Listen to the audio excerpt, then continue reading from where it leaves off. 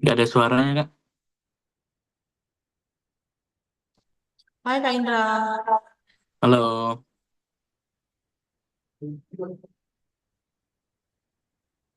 sebentar lagi kita bakal mulai ya teman-teman.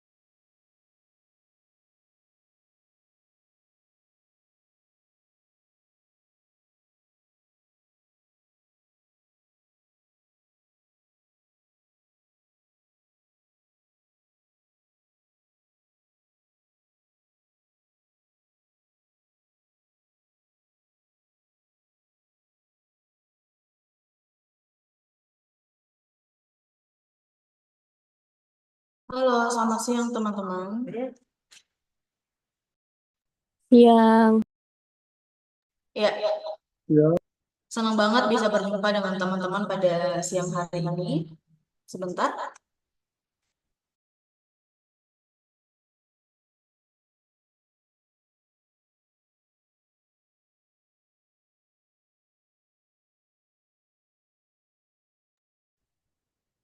Halo teman-teman, selamat siang semuanya. Salam kenal, saya Wendy sebagai Head Marketing dari Bansa Foundation. Gimana kabarnya hari ini? Semoga semuanya sehat dan tetap semangat ya teman-teman. Hari ini kita bakal ngobrol santai tentang Working Holiday Visa ke Australia dan juga tips soal PT akademik bareng narasumber keren yang udah berpengalaman di bidangnya. Acara ini adalah bagian dari ngabuburit bareng bangsa minggu kedua. Jadi sambil nunggu buka puasa, yuk kita sama-sama manfaatkan waktu ini buat belajar dan cari tahu tentang peluang bekerja di Australia. Sebelum kita mulai, boleh dong teman-teman komen di chat dari mana aja nih teman-teman yang hadir pada Zoom hari ini. Atau ada yang sudah punya rencana untuk prepare WHV dari tahun ini, atau mungkin masih galau pengen persiapan kapan. Oke, langsung aja mungkin kita bakal masuk ke sesi pertama.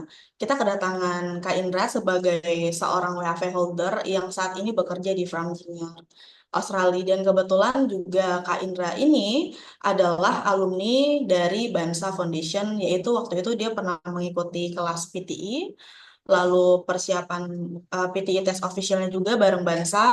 Lalu ketika uh, proses luar juga kita membantu untuk memberikan panduannya, dan ketika untuk pengajuan visanya juga kita bantu untuk pengajuan visanya Kak Indra, dan sampai sekarang dia akhirnya sudah berhasil bisa bekerja di Australia. Oke, langsung aja teman-teman, mungkin kita ada yang sudah tidak sabar mendengarkan sharing dari Kak Indra. Silakan Kak Indra, waktu dan tempatnya saya persilahkan. Oh, baik Kak Weni. Ya, halo. Halo Kak Weni. Ya, silakan Kak Indra. Jadi mungkin saya mulai dari persiapan awal aja ya Kak ya. Ya, of Aw- course. Ya. saya tuh mulai mempersiapkan untuk WHV itu 2023. 2023, waktu itu saya baru lulus kuliah. Saya cari tuh apa aja persyaratannya untuk WHV ke Australia kan.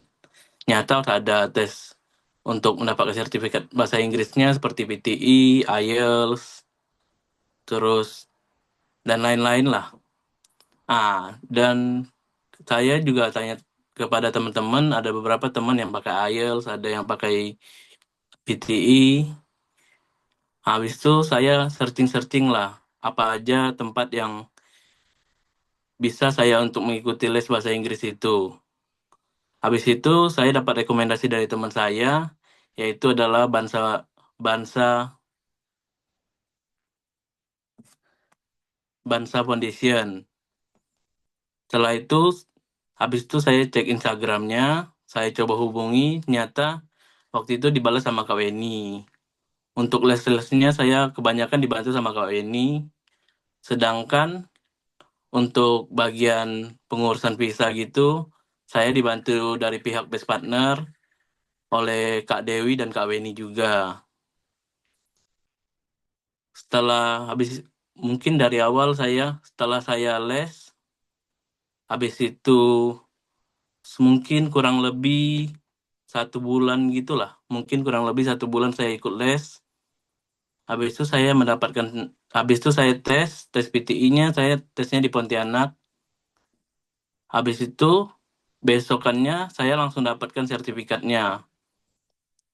Habis itu saya sambil menunggu menunggu informasi pembukaan batch WAV selanjutnya dan mempersiapkan file-file yang harus dipersiapkan, seperti dulu kan waktu pertama saya coba itu kayak ada SKCK gitu. Sekarang untuk yang batch ini kan nggak perlu lagi.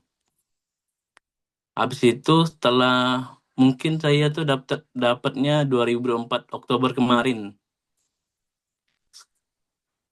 Saya udah cobanya di kesempatan kedua. Pertama saya udah coba war yang pertama di bulan bulan Mei gitu ya. kalau nggak salah. Habis itu baru saya coba kedua, bulan Mei pertama saya nggak dapat. Habis itu saya ikut war kedua baru saya dapat di bulan Oktober itu.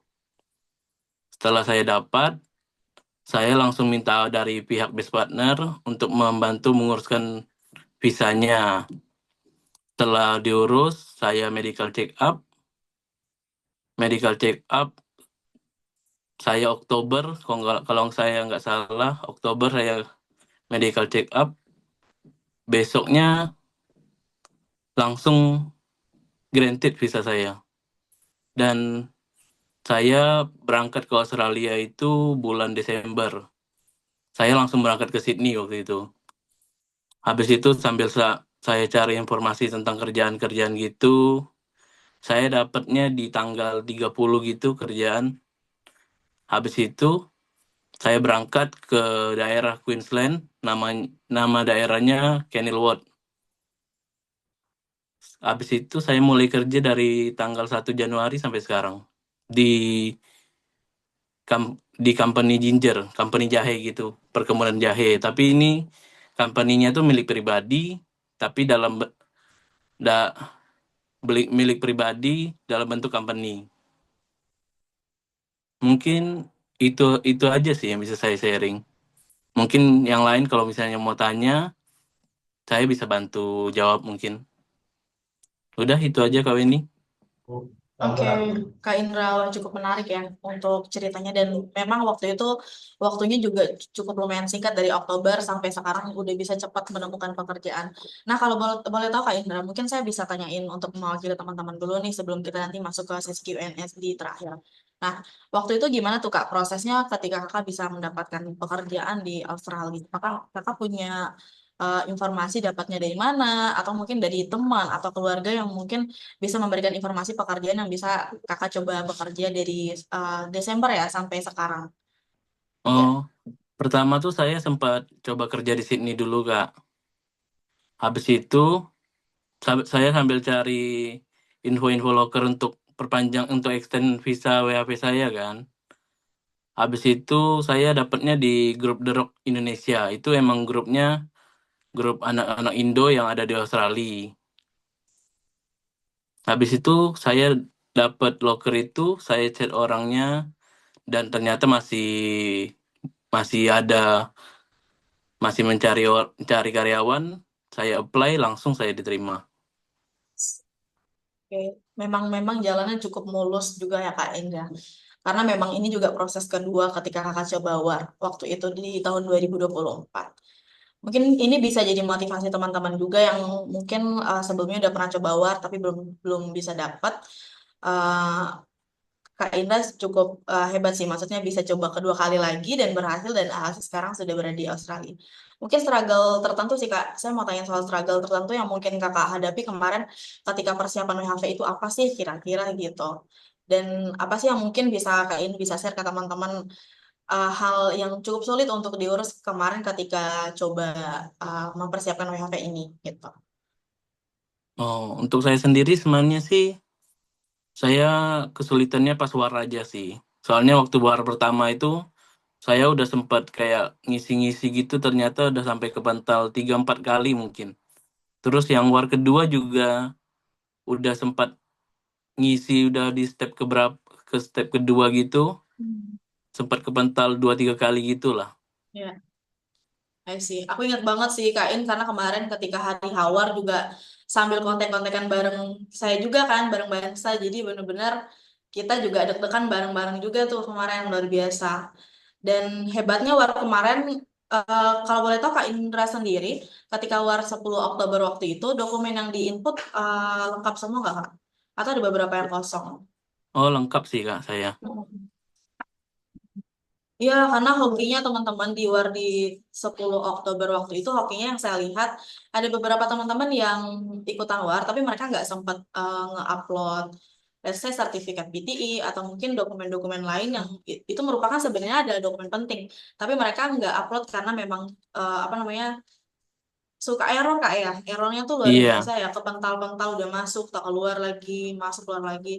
Tapi hokinya mereka adalah yang nggak upload dokumen secara lengkap kemarin Mereka bisa submit sampai akhir dan yang kekurangan dokumen itu diminta susulan kalau nggak salah Kak ya kemarin Iya ya. Kak, iya. Mungkin ada teman-teman Kak Indra juga yang juga yang seperti itu kemarin ya. Mm-mm. Ada aku war tuh ada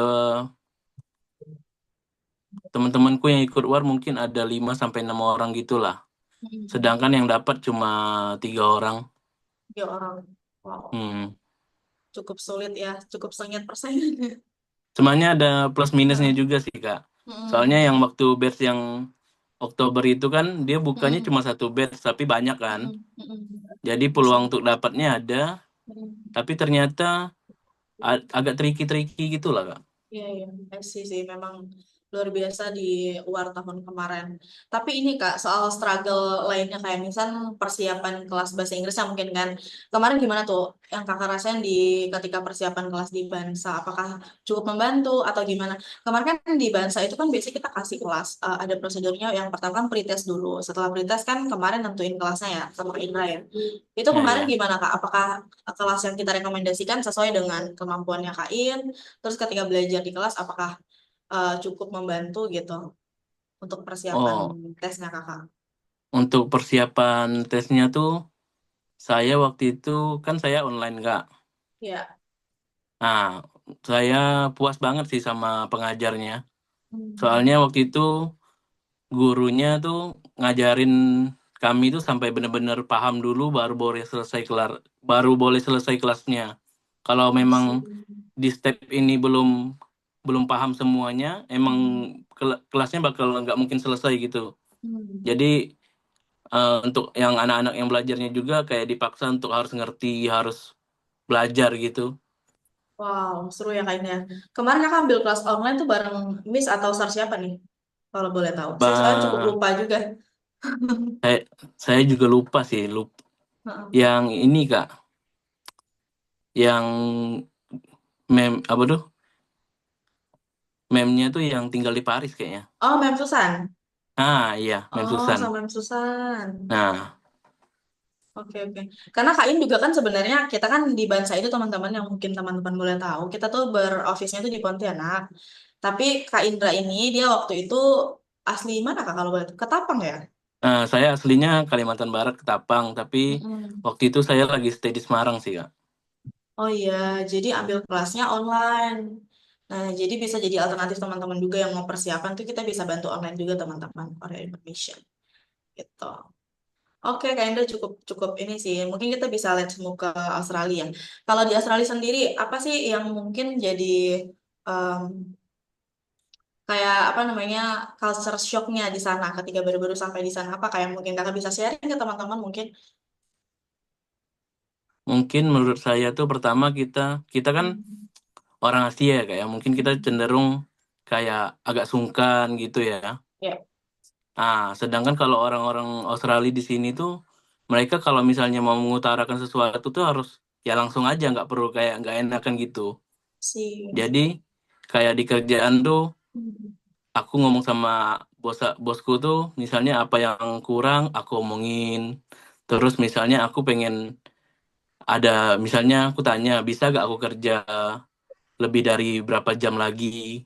Bosku Hmm. mungkin bosku kan jadi mengerti gitu. Jadi Oh, mungkin besoknya dia bisa kasih oh ini nanti besok kamu bisa kerja lebih lembur 1 sampai 2 jam gitu. oh, I see. Negosiasinya lebih jalan gitu ya. Bisa, kalau kita bisa Iya kak. komunikasi bisa bisa dibantu ya kak ya. Hmm. Hmm. Tapi itu mungkin kembali ke masing-masing tempat kerja sih ya kak ya. Hmm. Kalau Kak Indra sendiri kemarin waktu bekerja di sana, apa sih persyaratan yang kakak kasih sebelum ketika kakak melamar pekerjaan di sana gitu, apply pekerjaan di sana?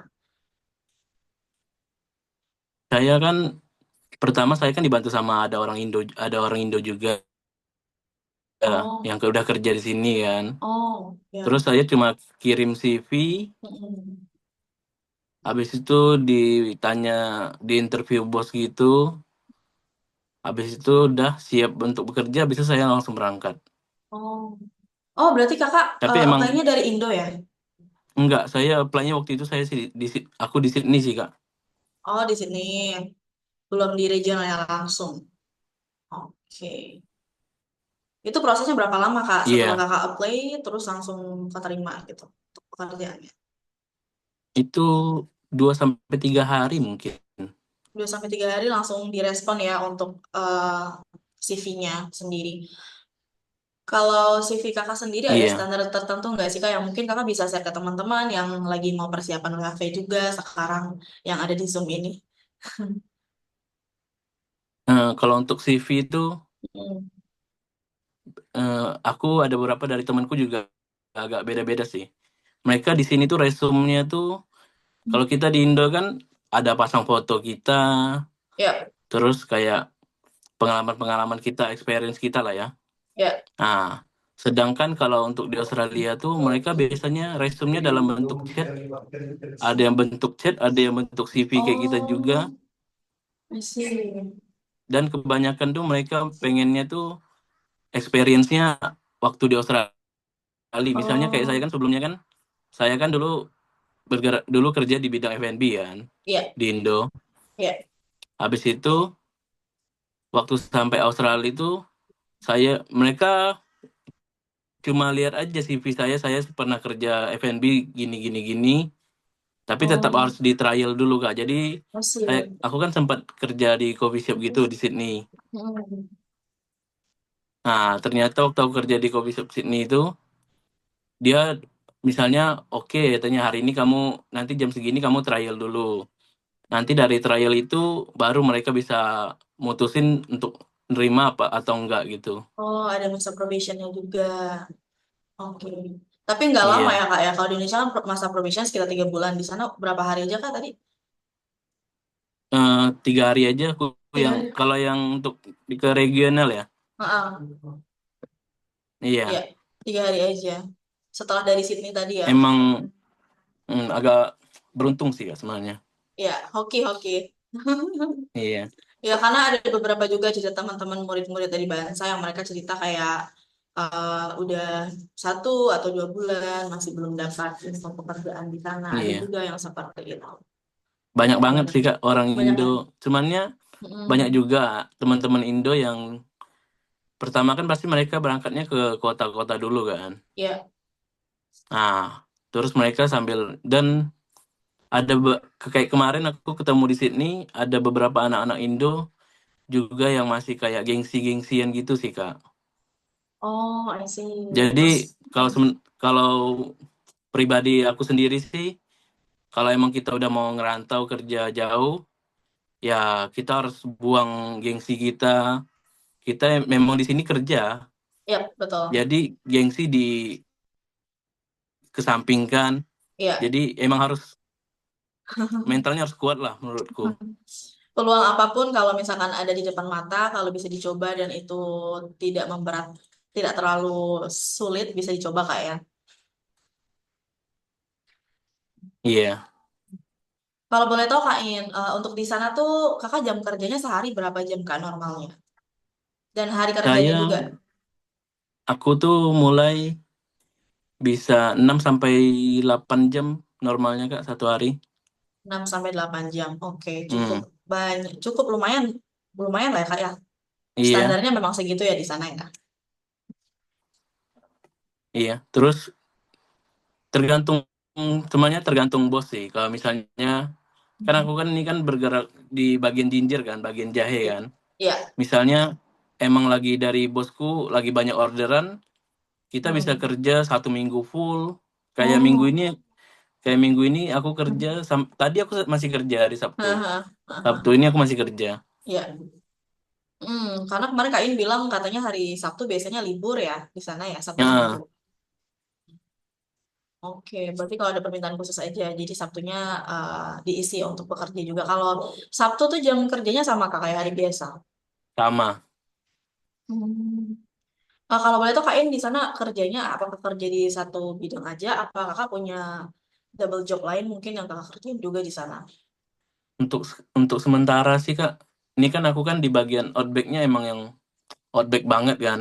Dan di sini tuh ya bener-bener terpencil gitu lah Kak. Untuk cari kerjaan sampingan gitu tuh mungkin mungkin kadang ada saya. Misalnya aku tuh ada join kayak grup Facebook di regional sini tuh pasti mereka ada grup Facebooknya masing-masing Kak. I Jadi tuh see. aku sama temanku tuh di sini kayak apa tuh nge-posting inilah di grup itu, misalnya ada yang butuh bantuan kerjaan, kami siap untuk kerja gitu. Jadi emang Oh, bener-bener di sini ya untuk kerja aja Kak. oh iya. Tempat tinggal, Kak. Kita langsung next aja ke tempat tinggal. Tempat tinggal kemarin gimana? Kakak direkomendasikan dari tempat pekerjaan atau dari tempat pekerjaannya langsung sediakan tempat tinggal di sana? Oh, untuk tempat tinggal sini kami nyari sendiri sih Kak. Oh, tapi dekat dari tempat kerja. Deket, iya cuma 5 menit lah paling naik mobil. Kakak di sana naik mobil atau gimana? Pakai Naik mobil. transportasi umum? Aku Udah. baru bulan bulan lalu ya. Bulan lalu aku beli mobil. Wow. Keren, Kak. Kakak baru kerja 3 bulan loh, dari Januari kan? Januari dua ribu dua puluh Iya, lima sampai Maret nih sekarang. Sekitar tiga iya. bulan dan itu pun belum full 3 bulan. Nah, pertanyaan aku nih, mohon maaf banget, apakah uang untuk beli mobil itu dari hasil gaji atau kakak emang udah nabung sebelum WHV untuk beli Hasil mobil? emang hasil gaji aja Kak. Di sini Wow. di sini rental Bangga. mobil emang Hah? nggak mahal-mahal sih Kak. Iya. Oh, I see. Oke, cukup menarik sih cerita Kak Im jujur. Tapi di sana ada orang Indonesia juga. Maksudnya di tempat A- kakak bekerja. ada sini Mm-mm. aku kemarin berenam, Mm-mm. berenam orang orang Indo, Ya. 2 orang Bali, 2-nya Mm. orang Timur. Oh, orang Indonesia Tapi ini tadi orang Pontianak maksudnya. enggak, yang kan kami waktu itu orang Indonya berenam. Jadi yang satu rent tuh kami berempat doang. 2-nya orang Bali, satunya aku sendiri, satunya orang Bogor, terus yang 2-nya beda rent, tapi mereka orang Timur. Tapi yang 2 itu Hmm. tuh pakai visa protection Kak. Oh, protection visa. I Hmm, see. Berarti yang benar-benar pakai WHV sekitar 5 orang tadi ya? empat empat. Empat orang. Hmm. Oke. Cukup menarik cerita kalian udah jujur. Ini teman-teman baru 3 bulan kerja di Aussie pakai WHV, udah bisa beli mobil. Bangga, cukup bangga sih karena Kain itu bener-bener dia berproses yang bener-bener yang ngubungin saya itu waktu itu dari bener-bener persiapannya dari nol teman-teman. Jadi bahkan dia belum mungkin waktu itu udah tahu sih seputaran persyaratan WHV ya. Karena Kak Indra sendiri juga punya teman yang sudah WHV waktu itu ya Kak ya. Iya Kak. Siapa namanya Kak? Kalau lupa saya. Renaldo. Renaldo. Nah, Renaldo itu juga sebelumnya alumninya Bansa. Waktu itu persiapan kelas sama tes juga bareng Bansa. Setelah itu dia rekomendasikan lah Kak Indra ini untuk persiapan sama Bansa gitu, sama saya sendiri. Jadi benar-benar prosesnya itu dari awal Kak In persiapan kelas sampailah dia mendapatkan visa itu, saya sendiri ada melihat prosesnya. Jadi kalau ngelihat Kak In sekarang saya cukup bangga sih. Karena melihat Kak Indra bisa sejauh inilah sekarang gitu. Mungkin teman-teman juga bisa bisa nih nanti kalau misalkan udah mungkin dapat visa, udah dapat WHV, udah berangkat dan perlu informasi pekerjaan mungkin dari tempatnya Kain dan mungkin dia punya mungkin opportunity itu, teman-teman bisa kontak-kontak Kain aja gitu. Mungkin kalau untuk sesi Kain kita cukup di sini dulu Kak ya. Nanti kita akan susul dengan Q&A. Kak, dari Kak Indra ada yang mau disampaikan lagi nggak kira-kira? Mungkin udah itu aja sih Kak. Oke. Cukup ya Kak ya. Nanti Oke, kalau ini tetap setelah ini kita ada narsum kedua untuk jelasin tips lolos PTI untuk persiapan WHV. Setelah itu baru nanti kita akan buka sisi Q&A untuk teman-teman. Gitu. Terima oke, kasih banyak Kak Indra.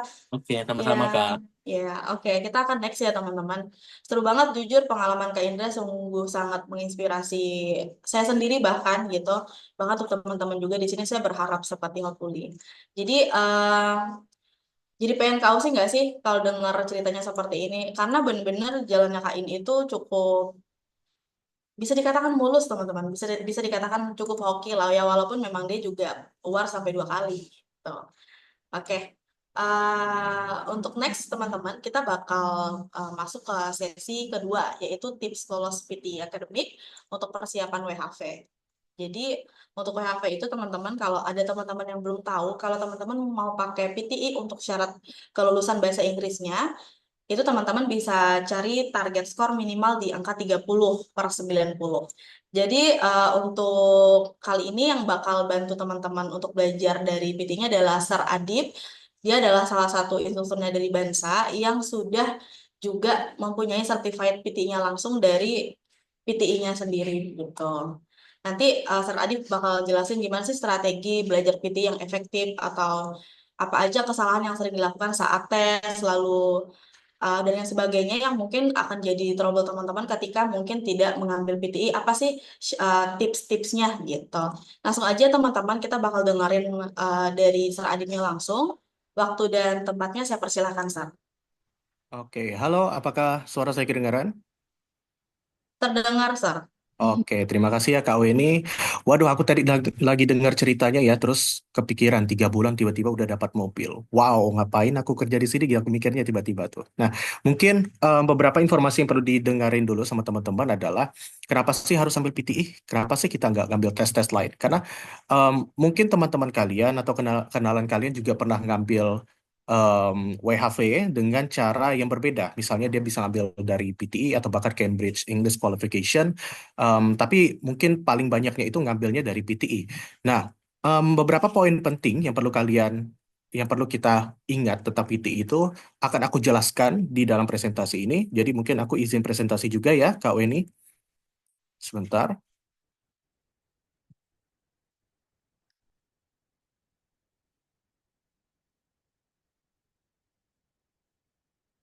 Oke.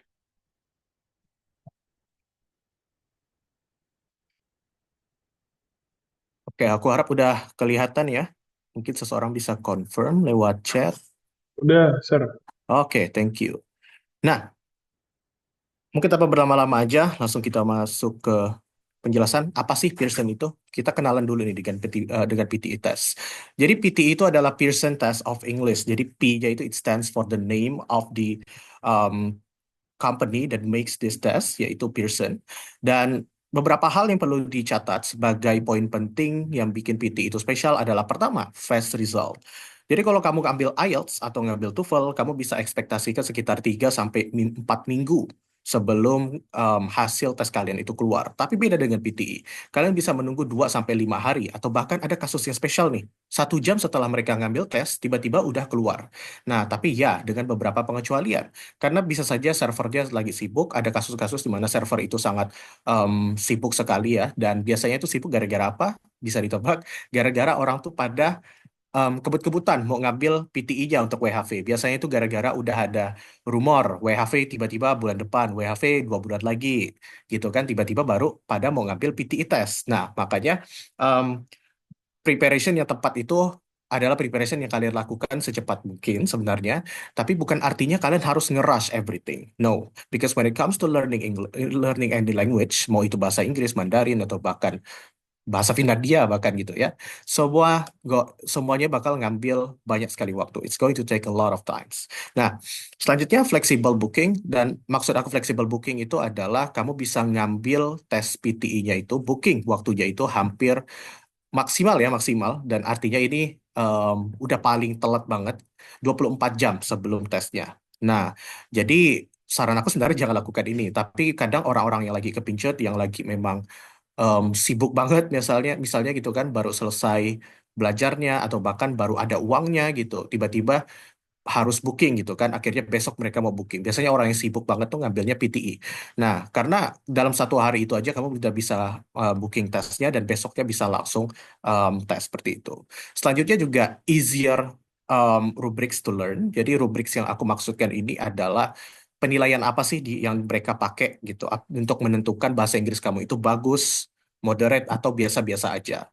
Nah, kalau teman-teman itu penasaran level 30 itu apakah bagus atau enggak bahasa Inggrisnya, boleh aku jujur aja dari perspektif guru bahasa Inggris, 30 itu tidak seberapa, 30 itu bahasa Inggris dasar. Nah, jadi untuk teman-teman yang tidak memiliki dasar bahasa Inggris sama sekali, jangan takut.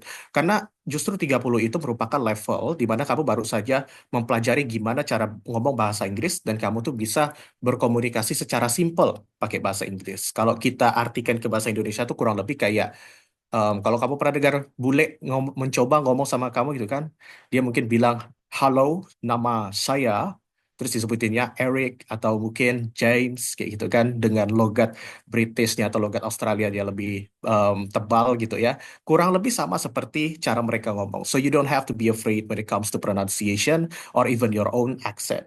Nah, dan juga nanti aku bakal jelasin juga kenapa um, aksen itu bukan masalah kalau udah di PTI. Nah, selanjutnya waktu yang akan kalian ambil saat lagi ngambil tes PTI. Ingat ya, saat lagi ngambil tes PTI, bukan saat lagi belajarnya. Kalau waktu untuk belajar itu beda-beda untuk masing-masing orang.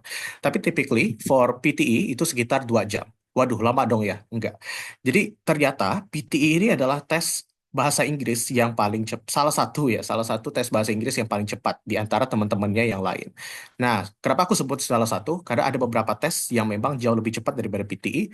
Contohnya seperti Cambridge English Qualification, tapi itu hanya terbatas untuk level A1 dan A3 sampai A3, sorry, A1, A2 dan juga B1 kalau nggak salah. Begitu udah masuk ke B2, mereka bakal tesnya itu agak sedikit lebih lama, sekitar 2 jaman. Nah, tes lain yang mungkin kalian juga familiar itu adalah TOEFL ITP. Nah, cuman perlu diingat lagi, kalau TOEFL ITP biasanya nggak bisa dipakai untuk banyak hal.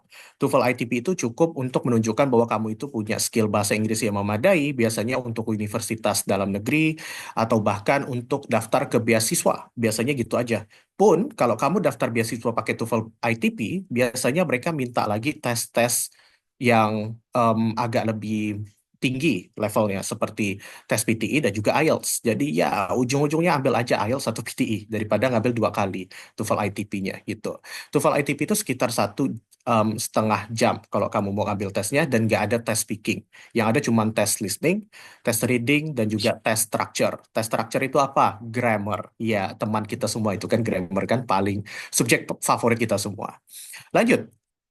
Basis atau metode yang digunakan untuk ngetes kamu, dia menggunakan komputer, makanya dia juga AI powered di sini yang aku poinkan ini juga.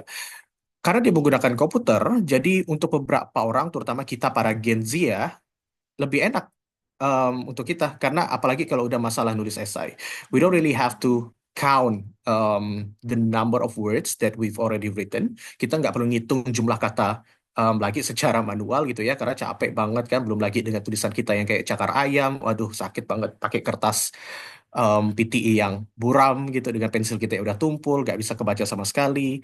Nah, dengan PTI, kamu bisa nulis langsung di komputernya dan bahkan bisa ngedit. Nah, ini yang aku suka juga dari PTI. Dan harusnya aku dulu ngambil PTI. Harusnya aku ngambil PTI sih daripada IELTS. Tapi kebetulan kemarin tuh aku nggak tahu PTI itu ada waktu itu. Nah, jadi kalau dari personally, the test that I will compare in this presentation is probably going to be PTE and IELTS saja, karena aku personally memang lebih familiar ke bentuk soal IELTS, karena aku ngambil tesnya dulu IELTS. Tapi kalau PTE, aku sudah terbiasa mengajarnya. Nah, itu agak-agak bingung gitu tuh. Jadi gara-gara udah terbiasa aku mulainya dari IELTS, tapi sekarang mulai terbiasa menggunakan PTE, dan PTE ini benar-benar soal sorry, bukan soal, tapi tes yang benar-benar menurut aku jauh lebih praktikal in comparison to IELTS menurut aku.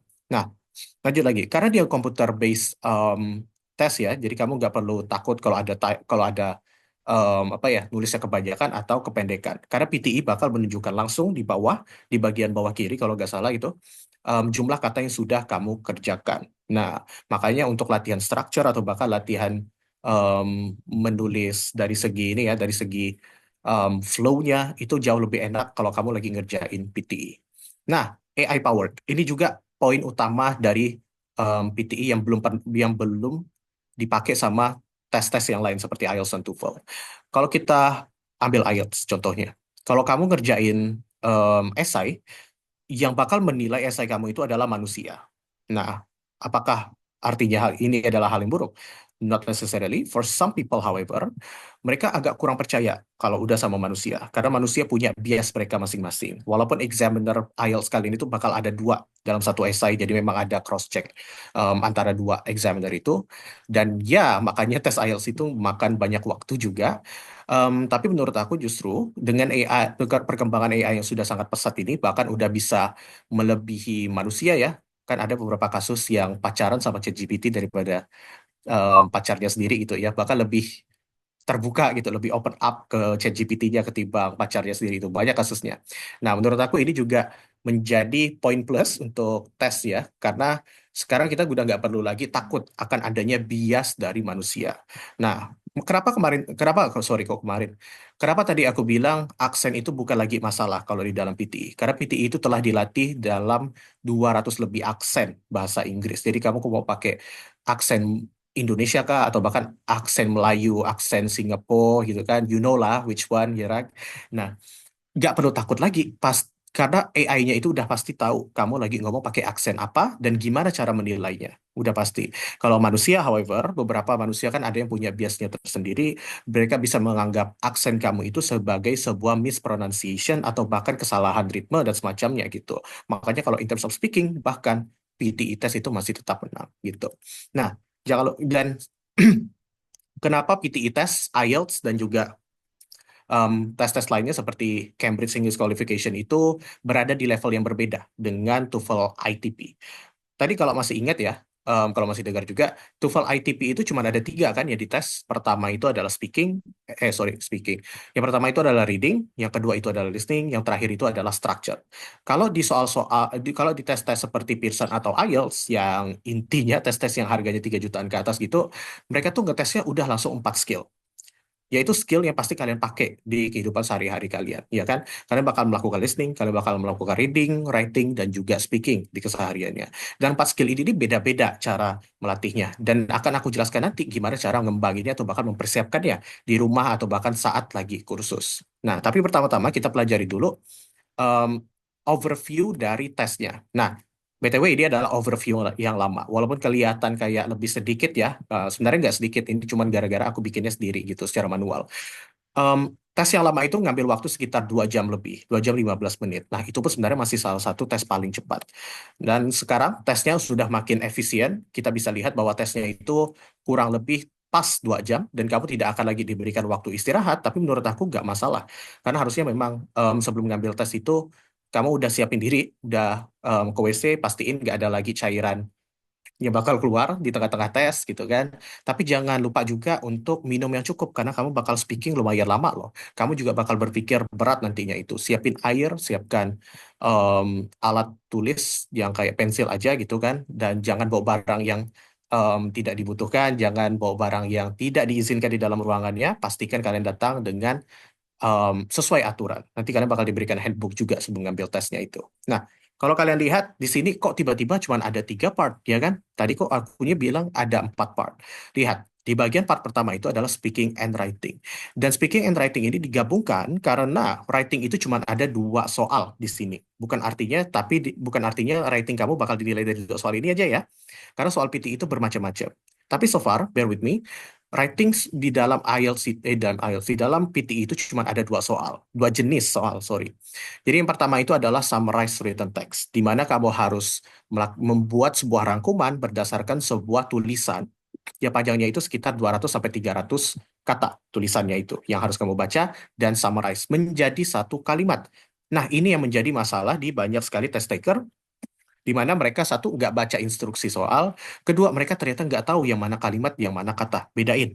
Dan aku paham kenapa kita sering nggak bisa bedain, karena kita orang Indonesia kan, we're not really that fluent in terms of our own literation. Kita itu nggak terbiasa dengan literasi kita sendiri gitu ya, bahasa Indonesia kan salah satu subjek yang paling berat ternyata di selama kita sekolah. Bahkan lebih mudah belajar bahasa Inggris ternyata daripada belajar bahasa Indonesia, ya kan?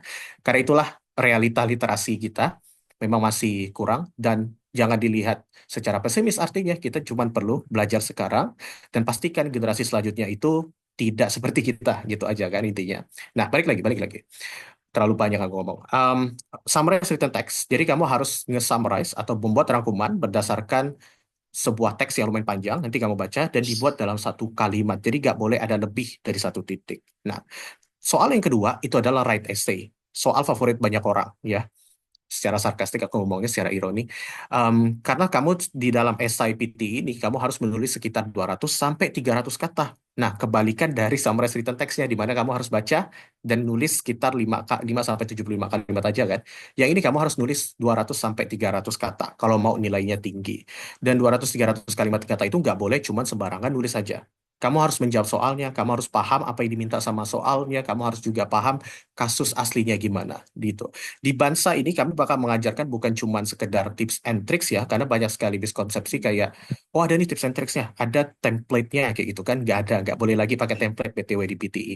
Sama seperti ayat sudah nggak ada lagi yang pakai template. Tapi kok yang aku ajarkan kayaknya kayak template ini, itu bukan template namanya, itu structure. Beda structure sama template itu adalah kalau template kamu makainya nggak mikir sama sekali. Kalau structure itu kamu masih tetap harus berpikir, kamu tetap harus capek, kamu tetap harus stres ujung-ujungnya.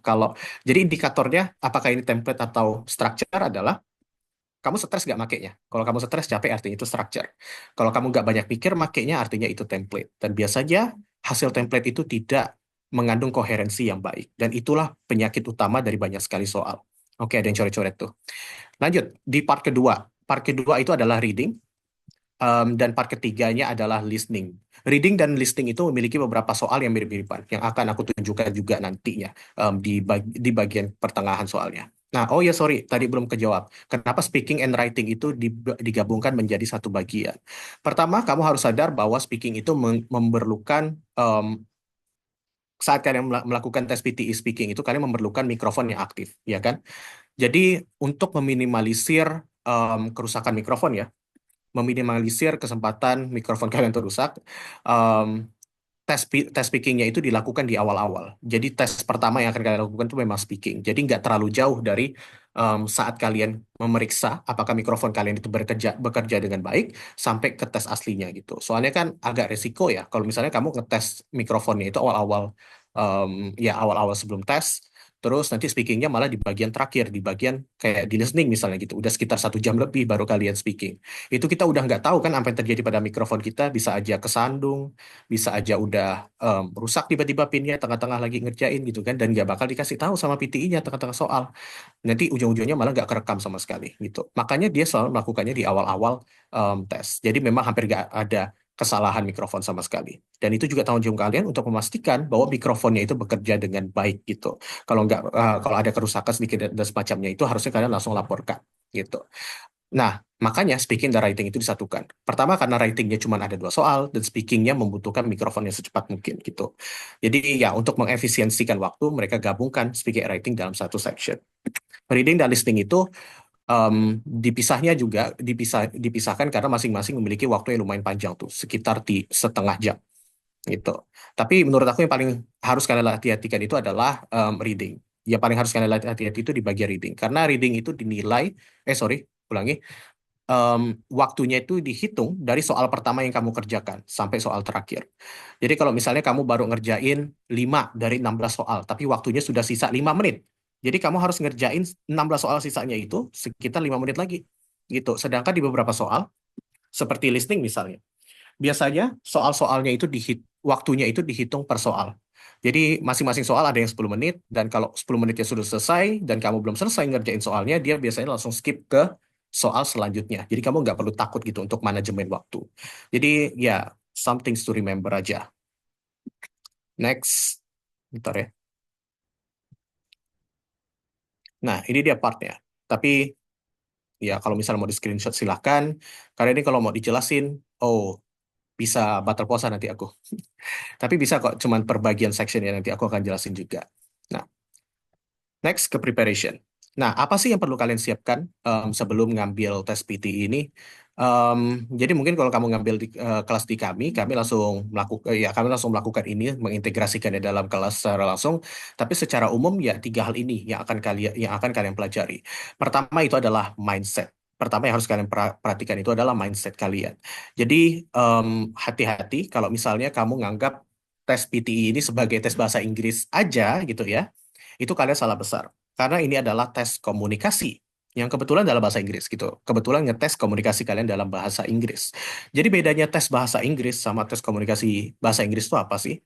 Tes bahasa Inggris itu kamu bisa cek dari saat kalian UN atau misalnya saat kalian lagi SMA. Pernah kan ngerjain ujian bahasa Inggris misalnya? Ya kayak gitu, kurang lebih tes bahasa Inggris. Kamu disuruh ngisi jawaban kosong dan pilihan A, B, C, dan D-nya itu paling 1 kata, 2 kata, atau bahkan 1 frasa, 2 frasa aja. Gitu kan, paling panjang paling 1 kalimat kayak gitu per soalnya. Nah, kalau di tes communication English seperti IELTS atau PTE, yang dites itu bukan cuman seberapa banyak vocabulary yang kamu ingat. Jadi yang bakal dites itu adalah kemampuan kamu menyerap informasi yang dituliskan dalam bahasa Inggris atau diucapkan dalam bahasa Inggris gitu. Nah, jadi memang agak lebih ribet. Kalau mau dianalogikan tuh mungkin ini adalah tes bahasa Indonesia kita yang biasanya kita kerjakan itu yang mungkin dalam 10 soal tuh kamu ada baca satu teks nih. Teksnya tuh 3 halaman gitu kan. 3 halaman itu tuh kerjain 3 soal. Biasanya kan ada kayak gitu tuh. Dan satu soal mungkin pertanyaannya bukan siapa Bapak Andi, misalnya kayak gitu. Enggak kayak gitu pertanyaannya kan. Tapi pertanyaannya adalah apa intisari dari kalimat di atas gitu misalnya. Apa kalimat utama, apa yang merupakan pokok pikiran dari teks di atas. Pasti kayak gitu soalnya. Dan sama kurang lebih dengan PTE dan IELTS. Cuman dalam bahasa Inggris semuanya, termasuk teks yang akan kalian baca. Jadi inilah yang menjadi tantangan terbesar bagi banyak orang, terutama yang basic bahasa Inggrisnya itu masih rendah. Tapi jangan takut, karena yang akan kami berikan itu adalah gimana caranya kamu bisa memaksimalkan skill bahasa Inggris kamu yang masih kurang gitu. Tapi ini ingat kuncinya, itu kami akan memaksimalkan. Jadi kalau kamu setelah kursus terus nggak mau belajar lagi gitu kan, tiba-tiba pulang ke rumah pakai bahasa Melayu full, YouTube kamu masih isinya pakai bahasa Indonesia gitu kan, TikTok kamu bahasa Indonesia juga. Kalah exposure dong, ya kan? Jam kursus kamu berbahasa Inggris sama jam exposure kamu ke bahasa Indonesia ya kalah kayak gitu.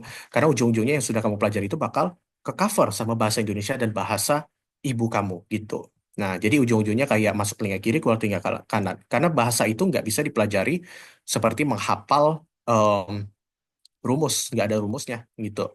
Bahasa itu lebih kayak olahraga, tuh biasa. Kalau kalian pernah ikut taekwondo, karate, atau bahkan boxing, kalau kalian lagi mempelajari satu move, satu jurus gitu ya, kalian nggak cuma nonton kan, gimana cara sabum kamu ngelatih tendangannya gitu, gimana cara sensei kamu ngajarin pukulan katanya gitu kan. Ternyata kamu harus latihan juga. Kamu lihatnya sekali, coba praktikan lagi gitu. Nanti baru diberikan feedback kan sama coach kamu gitu. Oh kamu kurang gini nih. Oh kamu kurang lari nih gitu. Oh kamu kurang yakin nih. Kan ada yang kayak sampai kayak gitu gitu. Nah, jadi yang terjadi adalah em, ya harus ada balance antara kamu menyerap informasinya dan kamu melatih informasi tersebut gitu. Nah, next, knowledge. Ada dua knowledge yang perlu kamu ketahui di dalam PTE. Pertama adalah knowledge bahasa Inggris kamu, dan yang kedua adalah knowledge kamu terhadap format PTE. Beberapa orang yang mungkin pernah ada di SMA kamu atau bahkan di circle kamu gitu, yang somehow bahasa Inggrisnya itu bagus secara intuisi, banyak kan yang kayak gitu, yang kalau kamu tanya, kok kamu bisa dapat tinggi sih bahasa Inggris itu, kamu gimana cara jawabnya, mau kamu belajar di mana, kamu les di mana? Mungkin jawaban mereka tuh bukan kayak, aku les di sini, aku belajarnya dari tahun berapa gitu. Mungkin mereka jawabnya kayak, nggak tahu, aku pakai feeling aja kayak gitu. Nah, ya orang-orang seperti itu tuh yang basic bahasa Inggrisnya tinggi sampai bisa nge-cover format mastery-nya juga. Nah, sedangkan untuk kita-kita yang belajar bahasa Inggris itu secara struktural, yang tahu teorinya dan semacamnya, yang harus belajar teori lah intinya ya, yang harus ngejar 12 tahun yang sudah mereka lakukan itu, kita harus mempelajari 2 hal. Pertama, format mastery-nya, kemampuan kita menghafal format, ya intinya kayak ngapalin metanya deh gitu. Kalau kita ibaratkan dengan game ya gitu ya, ibaratkan dengan ML misalnya gitu. Kita hafalin metanya. Satunya lagi ya, kita tingkatkan skill kita gitu. Jadi kita hafal metanya, kita juga hafal cara pakai hero ya gitu, ibaratnya gitu. Nah, jadi the balance of knowledge between your English skill and your format mastery itu juga bakal kita tingkatkan nanti di sini, dan kalau bisa kalian tingkatkan juga nanti di rumah kalau misalnya mau belajar otodidak juga gitu. Nah, next yang terakhir adalah learn how to love English, which leads to your habit intinya. Nah, jangan anggap belajar bahasa Inggris itu sebagai PR, tapi buatlah belajar bahasa Inggris itu sebagai habit. Nah, enak banget ngomongnya karena aku guru bahasa Inggris itu kan, master mah gampang gitu, udah bisa bahasa Inggris. Oke, jadi saat ini juga aku lagi belajar bahasa Mandarin, jadi aku bisa agak sedikit paham apa yang dirasain sama murid-murid aku gitu ya, gimana susahnya belajar bahasa baru, gimana susahnya belajar vocabulary baru gitu. Dan ternyata mau nggak mau memang ini adalah fakta pahit ya yang harus kita terima. Kalau kita ingin mempelajari suatu bahasa, kita harus dikelilingi sama bahasa itu. The reason why I'm not going to say that I'm good gitu ya. The reason why I'm capable of speaking English at this level is not because I'm learning about English like every day gitu ya. Tapi karena somehow I just put myself um, inside of an environment that speaks in English gitu. Jadi aku nggak mempelajari bahasa Inggris kayak setiap hari, kayak 30 menit tuh aku letakkan diri aku, duduk, terus belajar bahasa Inggris gitu. Nggak kayak gitu aku sama 12 tahun gitu, nggak. Yang aku lakukan adalah, ya aku sama kayak kalian, aku main game, aku nonton YouTube, aku main TikTok gitu kan. But everything needs to be in English. YouTube yang aku tonton itu harus berbahasa Inggris. TikTok yang aku tonton itu harus berbahasa Inggris. Buku yang aku baca itu harus berbahasa Inggris. Harus berbahasa Inggris gitu. So you have to submerge yourself inside of that language. Nah, jadi misalnya kamu tergantung mau belajar bahasa apa. Misalnya kamu lagi mau belajar bahasa Rusia, ya mau gak mau kamu harus cari media yang kamu suka dulu ya dalam bahasa Rusia. Bisa aja mungkin game kayak Stalker itu kan bahasa Rusia, juga ada itu bahasa Ukraina sih biasanya gitu, aksen Ukraina. Tapi intinya sama, kamu mempelajari dari sesuatu yang kamu suka. Nah, cara tergampangnya adalah cari kayak misalnya kalau kamu wibu, pasti kan di sekeliling kita pasti ada wibu gitu. Baca manga entah itu One Piece atau semacamnya, cari yang manganya itu berbahasa Inggris gitu. Cari yang versi bahasa Inggrisnya boleh gitu. Jadi kamu meningkatkan bahasa Inggris di saat kamu juga lagi cari entertainment gitu. Jadi saat kamu tidak sadar lagi belajar pun, kamu belajar gitu. But it doesn't mean that sitting down, taking a 30 minutes of intensive learning itu nggak berguna. Nggak, itu juga sangat berguna. Cuman bakal capek banget gitu untuk banyak orang yang kayak aku yang nggak bisa fokus terlalu lama gitu ya. Nah, lanjut. Itu adalah apa-apa aja yang harus kalian persiapkan. Mindset, knowledge, and habit. Intinya itu aja. Next, apa saja yang harus kalian perhatikan? Apa sih bedanya persiapkan dan perhatikan? Kalau perhatikan itu intinya ya gimana sih caranya lebih berhati-hati gitu kan.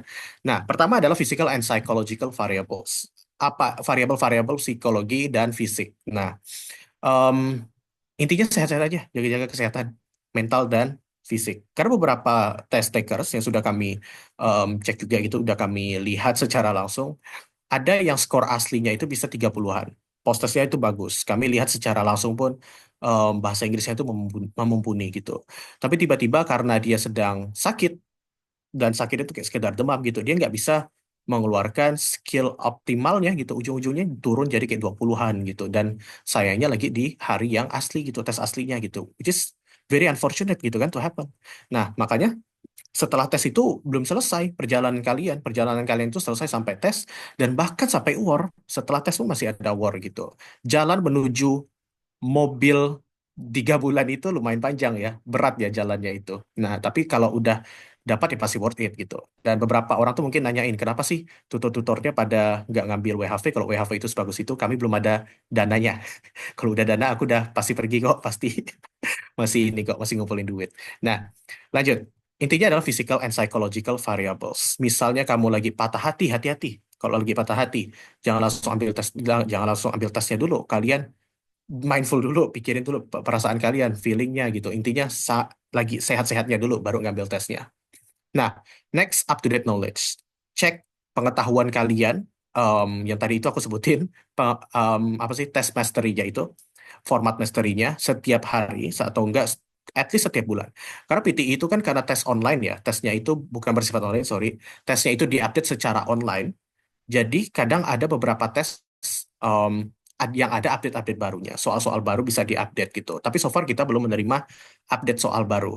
Beberapa test taker sudah melaporkan ada jenis-jenis tes baru yang nggak ada yang mereka pelajari, tapi kami sudah confirm ke pihak Pearson-nya langsung bahwa itu bukan tes yang dinilai.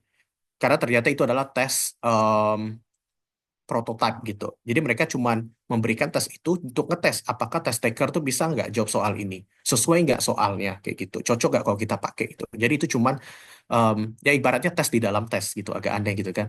Prototype aja untuk ngecek apakah survei bisa disebut sebagai survei juga gitu. Apakah test taker tuh cocok pakai soal ini atau enggak. Kalau ada format baru yang diupdate pasti mereka kabarin kok lewat YouTube-nya, websitenya juga atau bahkan dari kami juga gitu. Nah, terakhir, perception on English. Ingat ya, ini 3 hal ini adalah yang harus kamu cek sebelum ngambil tesnya, bukan hal yang harus kamu persiapkan. Kalau ada salah satu yang belum siap misalnya atau belum cukup, mungkin kamu harus pertahankan dulu. Kamu harus siapin itu dulu. Yang terakhir adalah perception on English. Has English become part of your daily life?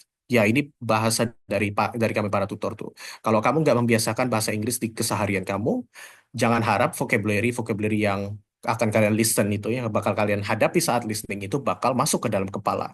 Karena ingat, when it comes to language, it's all about muscle memory.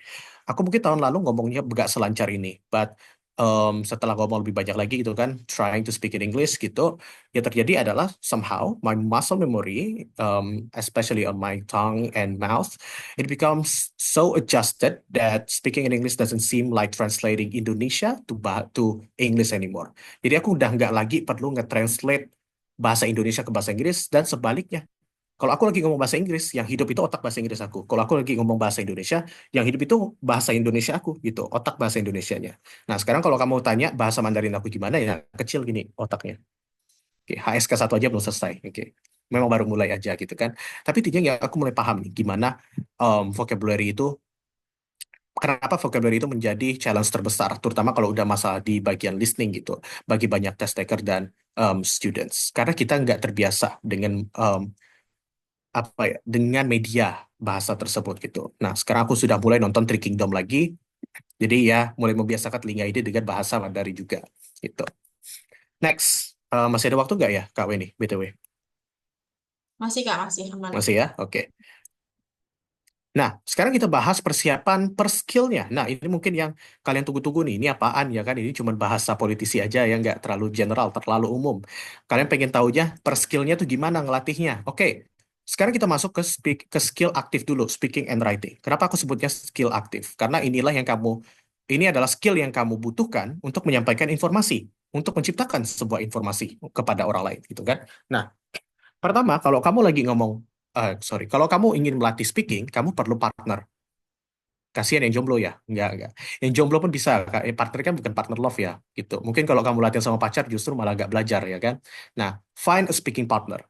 Itu bisa teman kamu yang jauh lebih bagus dalam bahasa Inggris, or even an AI. Makanya karena kita bakal ngambil tes pakai AI kan, ya udah embrace aja AI, kenapa kita takutkan gitu kan. Nah, AI seperti ChatGPT, misalnya kamu pakai ChatGPT lewat HP gitu kan, itu kan bisa kamu ajak ngomong secara langsung, apalagi kalau kamu bayar premiumnya. Tapi nggak perlu bayar premium kok, kamu bayar pakai nggak bayar, kamu yang pakai yang free aja bisa sebenarnya, tapi dengan catatan kamu harus em, daftar dulu pakai Gmail gitu kalau nggak salah ya kan. Kalau nggak ada akunnya nggak bisa pakai versi yang speakingnya gitu. Nah, intinya adalah to practice the structure that you already learn when it comes to English structure gitu. Misalnya kamu udah belajar structure bahasa Inggris nih, subject, predicate, object, the way other people speak misalnya, yang baru saja kamu tonton dari sebuah video di YouTube. Kamu ingin coba meniru hal tersebut, the way they introduce themselves kayak gitu misalnya.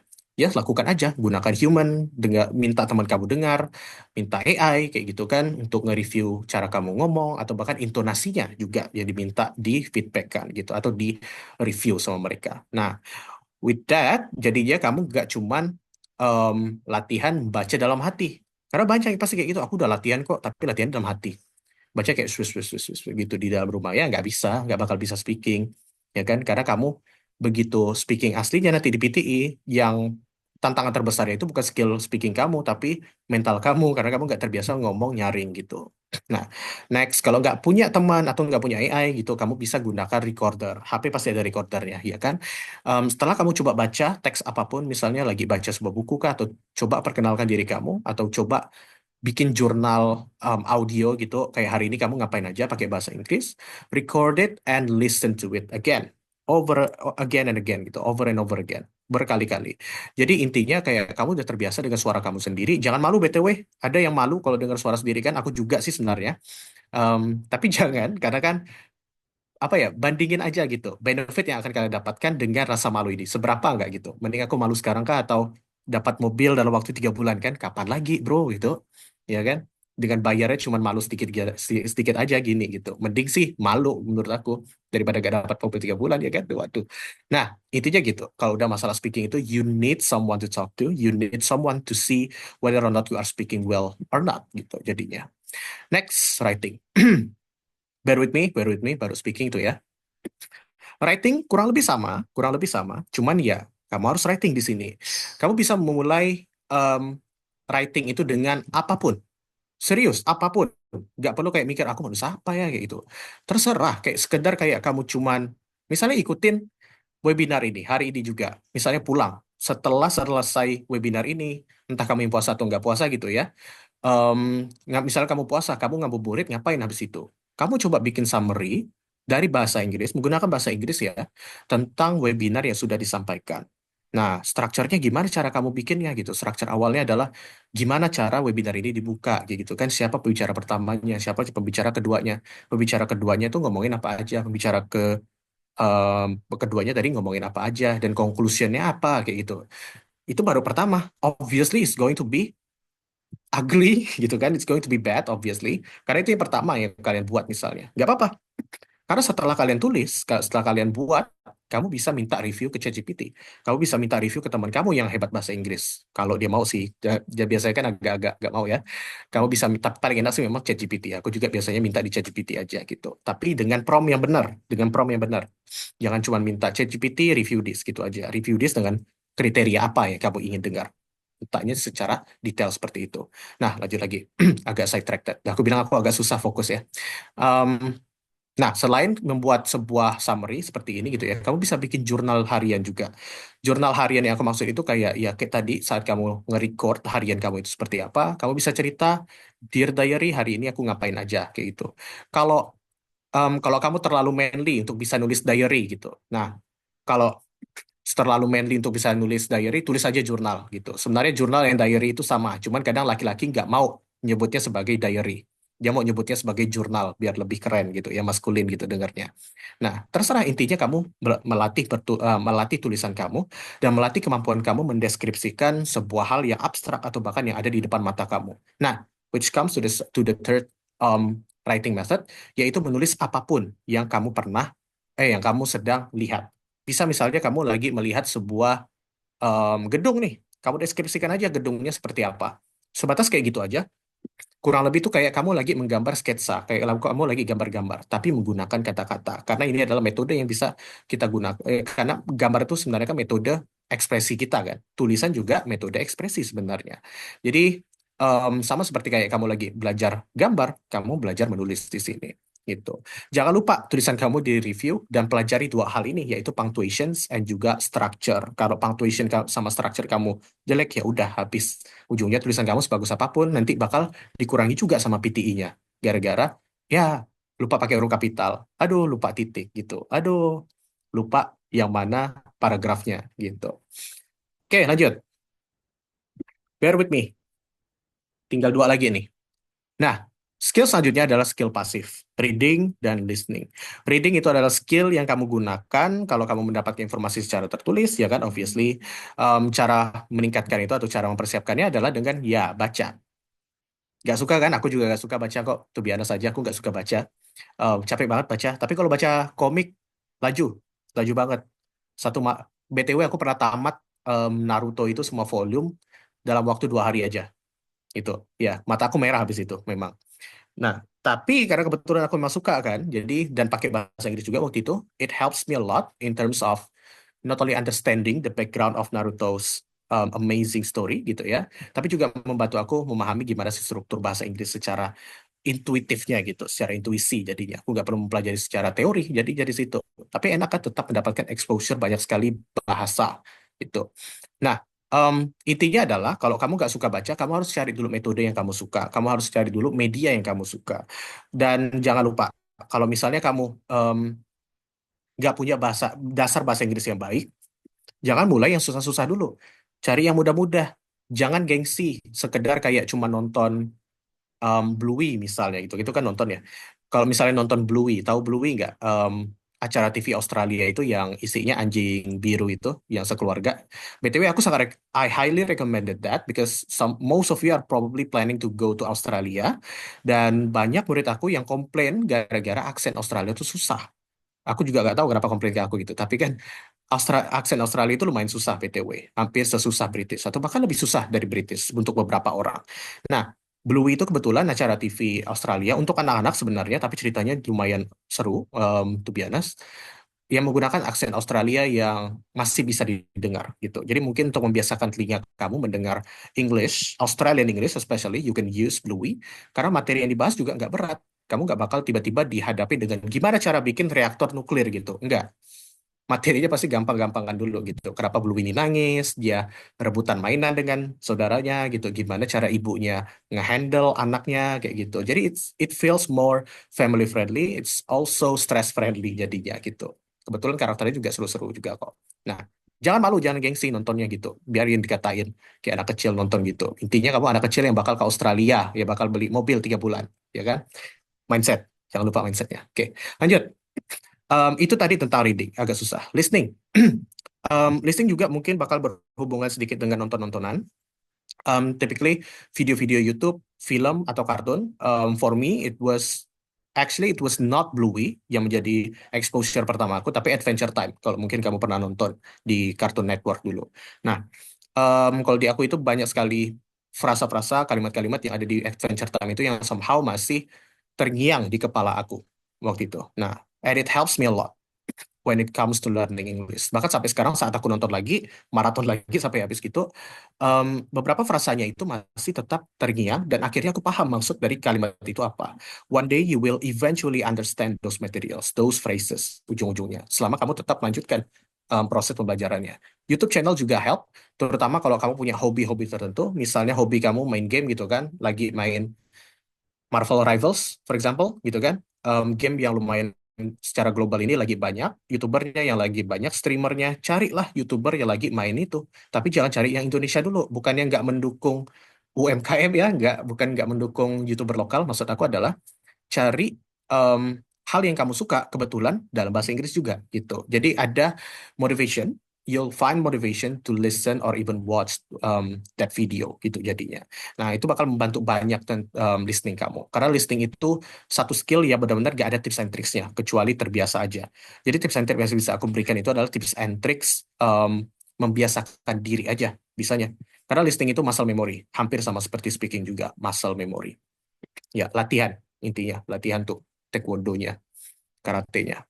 Nah, oh ya, dua-duanya untuk reading and listening itu you have to gradually move on to harder materials. Ada beberapa materi yang mungkin udah kamu latih berkali-kali gitu ya, tapi kok nggak berkembang-kembang ya. Nah, mungkin materinya udah cukup di situ. Kamu udah master di materi tersebut. Jadi kamu harus cari materi yang lebih susah lagi.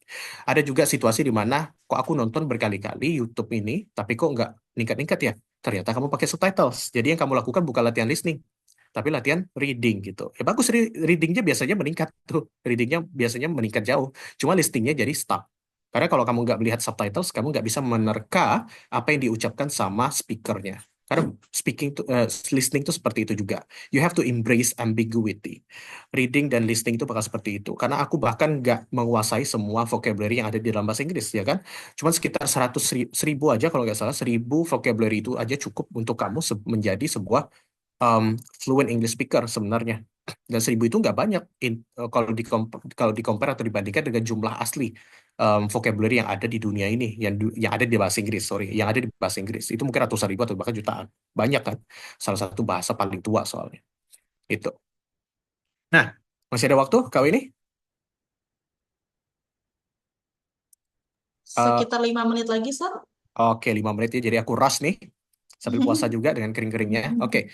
Nah, tadi aku bilang aku bakal ngebahas masing-masing tipe-tipe soalnya yang ada di PTI, dan inilah yang membuat tes PTI itu seru menurut aku. Karena kamu jadi fokusnya bukan karena fokus kamu itu jadi lebih praktikal di sini. Contoh pertama adalah read aloud. Di read aloud ini kamu harus membaca sebuah teks yang kurang lebih itu kayak baca buku. Jadi kayak kamu balik lagi ke masa SD. Kamu disuruh baca sebuah buku nyari-nyari di depan kelas kamu gitu. Nah, seperti itu, cuma dalam bahasa Inggris. Nah, kenapa skill ini penting? Karena suatu hari kamu harus membacakan suatu teks kan, saat kamu lagi kerja, entah itu kamu lagi bacain surat misalnya ke orang, atau bahkan kamu lagi bacain menu ke seseorang saat lagi di WHV kerja di sana gitu kan.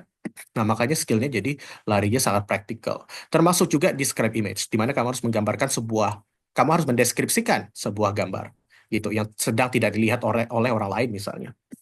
Anggap aja kamu lagi teleponan gitu kan, terus teman kamu itu minta jelasin barang yang di depan kamu tuh seperti apa. Misalnya diminta beliin em, HP gitu, tiba-tiba munculnya HP gitu kan.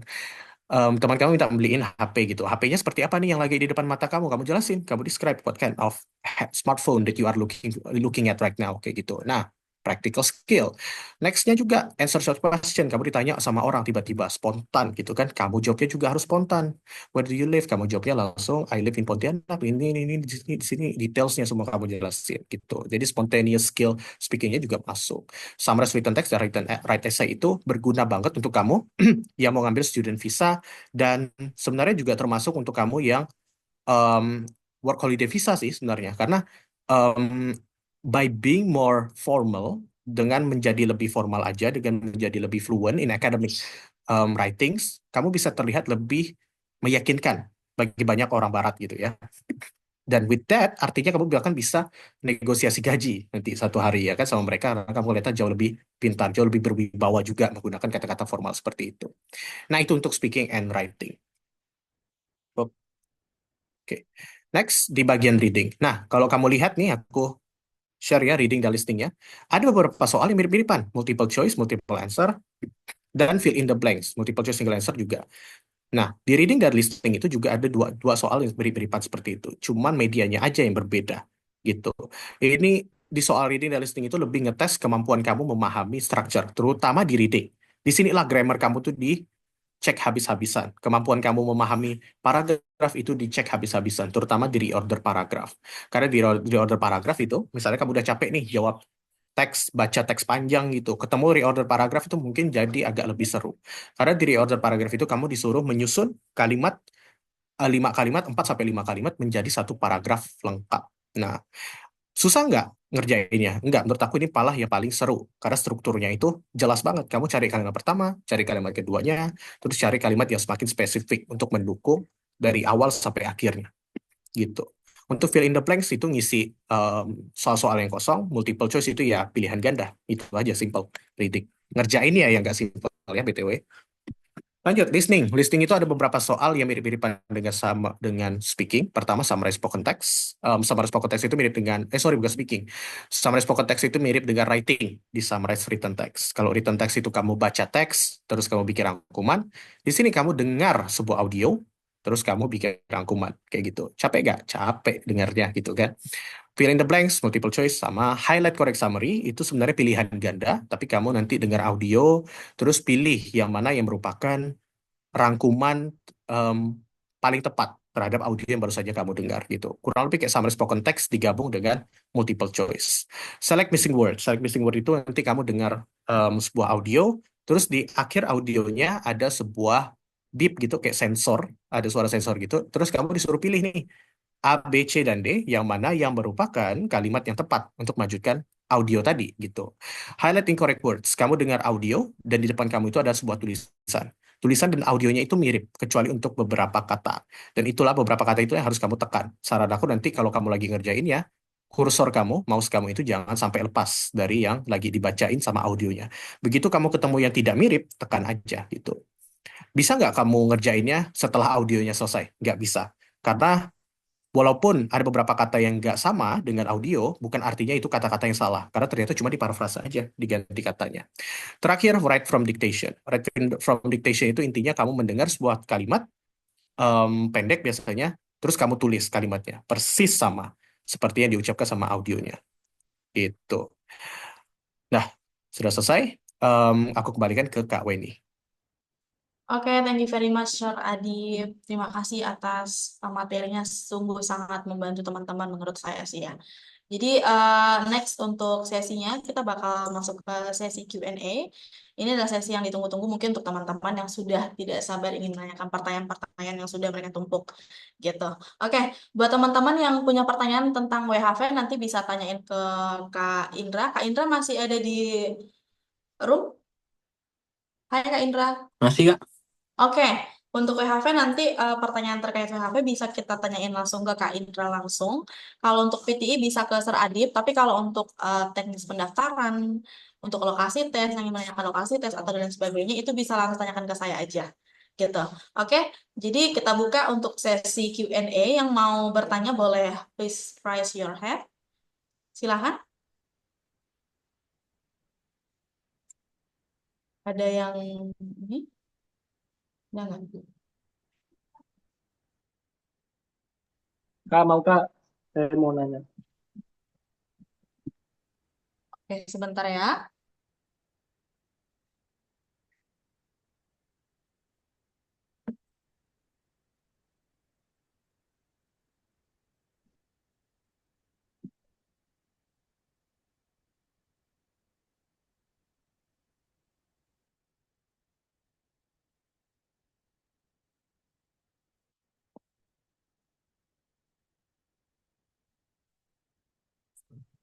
Oke, boleh tolong diulangi. Tadi siapa yang ingin bertanya, teman-teman? Silakan boleh please your hand. Oke, Eimar ya. Oke, silakan Kak Eimar. Selamat sore Kak, saya mau tanya terkait tentang WHV-nya nih Kak. Jadi saya pernah dengar kalau untuk cari tempat penginapan atau kos di situ tuh ada beberapa yang fraud gitu ya Kak. Nah itu ada tips nggak ya gimana cara buat dapat yang beneran gitu, nggak fraud gitu, biar kita nggak rugi juga pas udah datang di sana gitu. Terus untuk kalau untuk cari pekerjaannya, apakah ada forum tertentu di situ yang memang untuk mengkhususkan orang-orang seperti kita untuk cari pekerjaan gitu, Kak? Terima kasih, Kak. Oke, silakan Kak Indra. Oh, Dibantu untuk untuk tempat tinggal menjawab. ya. Ya, emang ada beberapa yang kayak gitu sih ya kasusnya. Menurut kalau aku sendiri kan, aku kan ada teman di sini. Terus waktu aku datang awal tuh saya apa tuh kayak numpang di tempat temanku gitulah waktu itu 1-2 minggu habis itu kan baru baru aku cabut ke regional gitu ya. Kalau untuk tipsnya untuk tempat tinggal tuh menurutku lebih mending tanya pas udah sampai aja sih. Pas udah sampai misalnya tujuannya Sydney juga misalnya. Sampai Sydney tapi emang sebelumnya udah kontek-kontekan gitu. Jadi pas sampai Sydney kalian bisa langsung cek unitnya gitu. Habis itu kalau emang oke ya tinggal ambil. Untuk tempat tinggal gitu banyak sih apalagi di kota-kota ya. Jadi nggak perlu kesusahan gitulah. Terus kalau yang untuk kerjaan gitu ada beberapa web yang emang untuk kerjaan seperti kayak kalau kita di bagian farm gitu tuh ada AgriLabor. Terus kalau misalnya di Facebook kita bisa join grup On The Rock Indonesia. Nah, biasa ada teman-teman yang juga share untuk loker-loker gitu.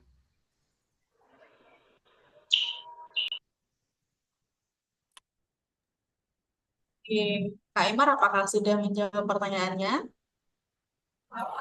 Cukup menjawab, Kak. Terima kasih. Oke, terima kasih banyak Kak Eimar dan Kak Indra. Oke, untuk next question dari Kak Diki ya. Silakan Kak Diki. Kak, ya mau nanya, eh, kan saya ini udah sebenarnya udah sedikit belajar tentang IELTS ya, cuman agak tertarik dengan PTI ini.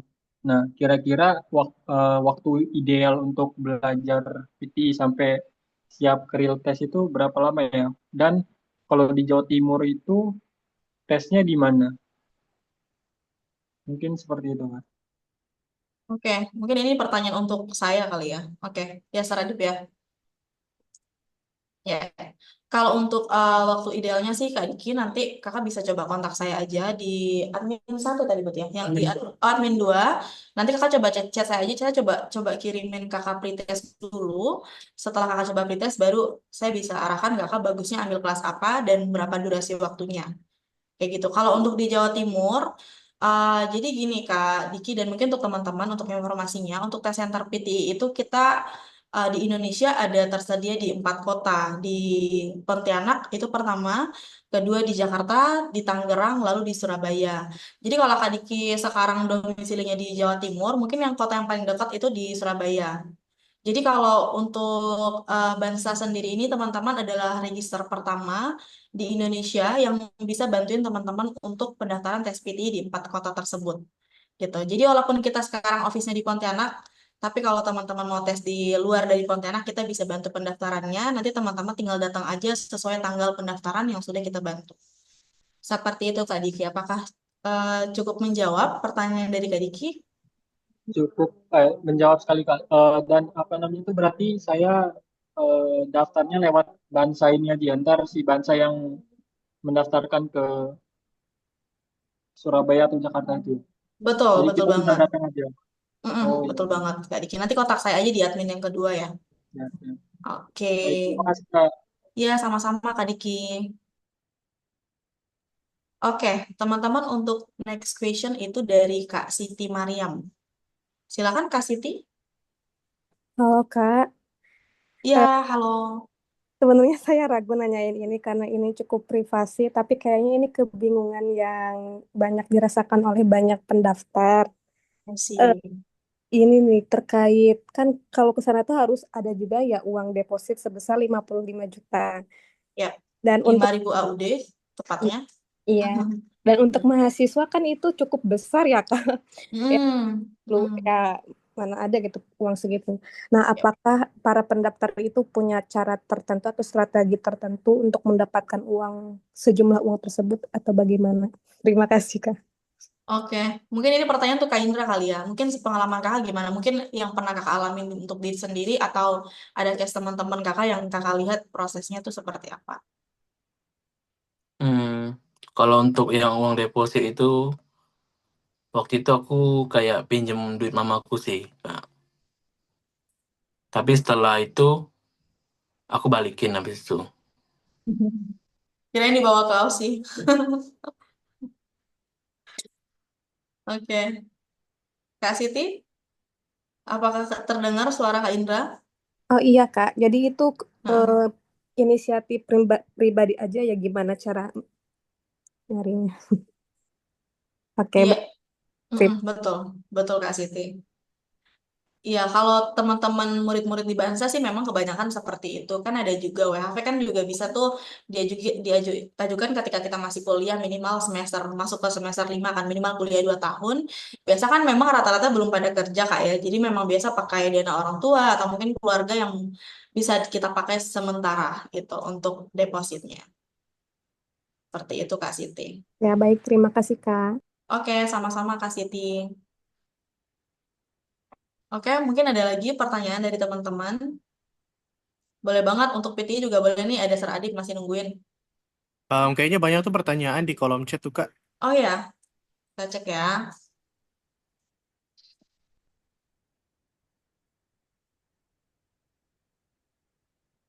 Ini ada pertanyaan pertama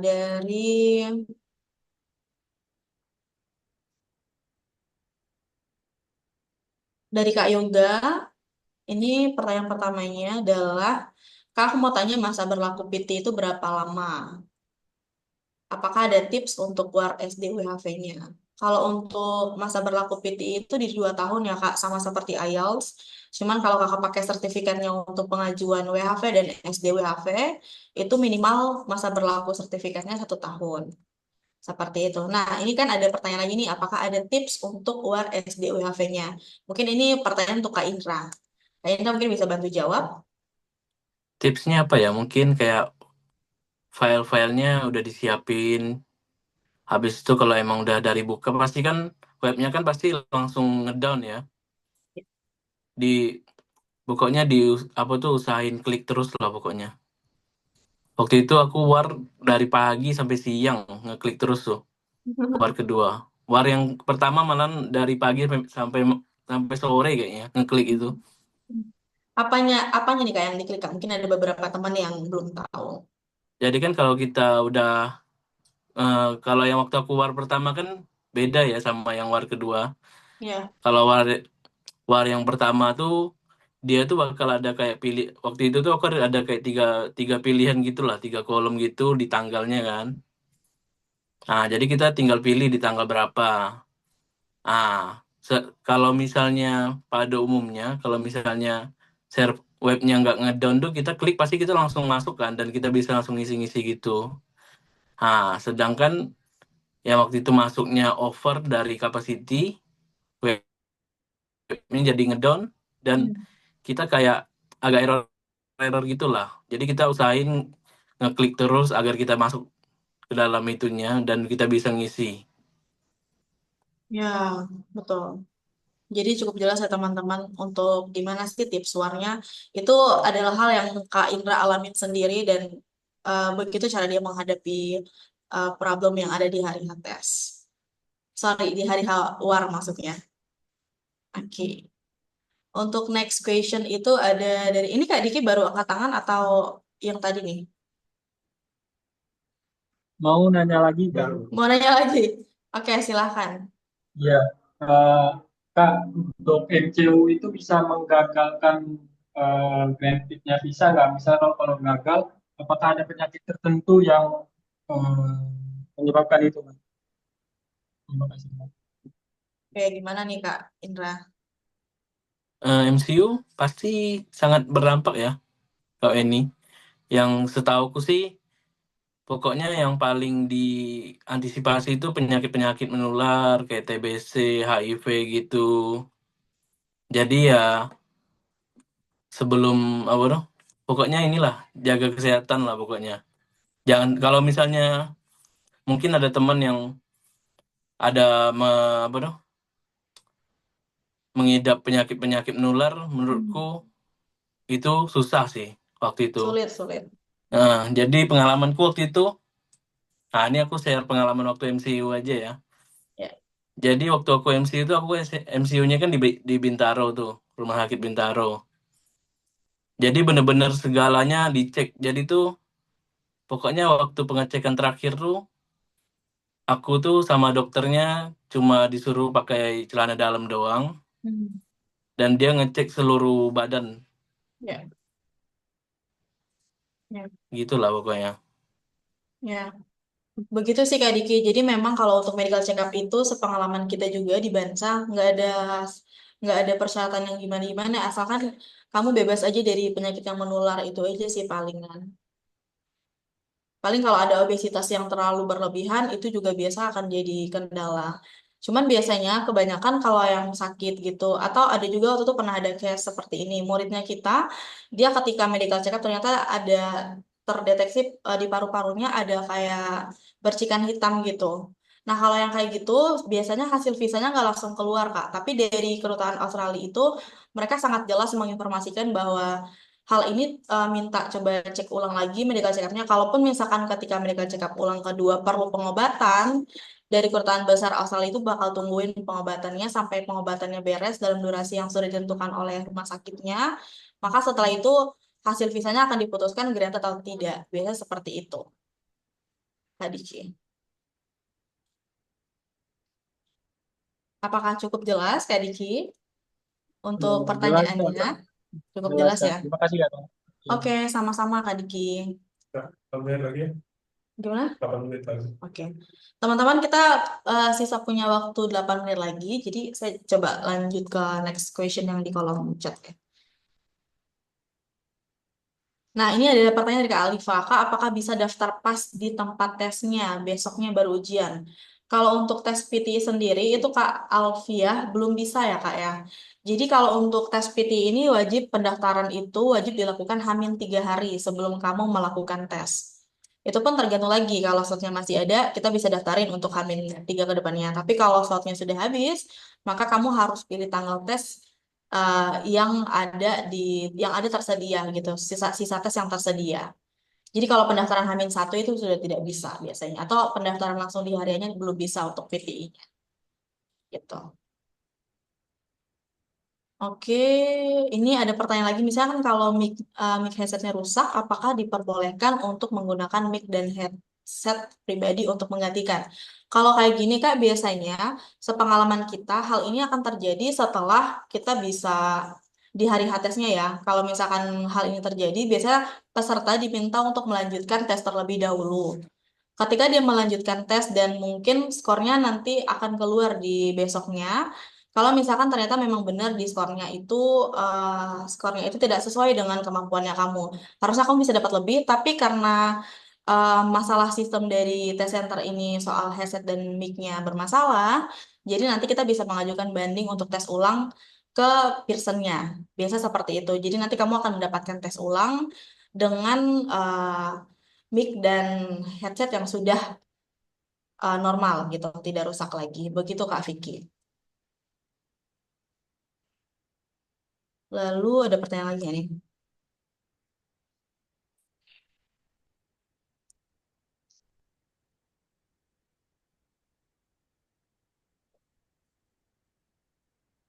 Kak mau tanya dari Kak Yogi ya. Misalkan posisi saya di Palembang, rencana mau ambil basic English dulu di Bansa Foundation, lalu pada mau tes offline PTI masih ke Pontianak ya Kak, atau ke provinsi lain.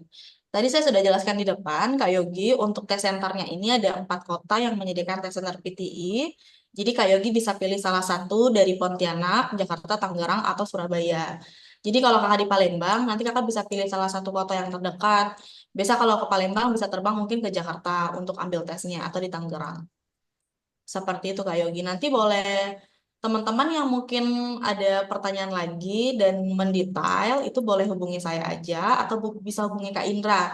Kalau misalkan teman-teman penasaran ya, gimana sih pembelajaran di Bansa, itu nanti bisa hubungi Kak Indra karena dia sendiri waktu itu pernah mengalami belajar di Bansa apa yang dia rasakan, review jujurnya itu tetap akan Kak Indra share ke teman-teman gitu. Bisa juga seperti itu. Kalau ini nih pertanyaan terakhir dari Kak Velin ya. Kak mau tanya kalau basic sorry kalau kalau basic bahasa Inggris kita masih rendah untuk memulai les sampai bisa tes PTI-nya butuh berapa bulan ya?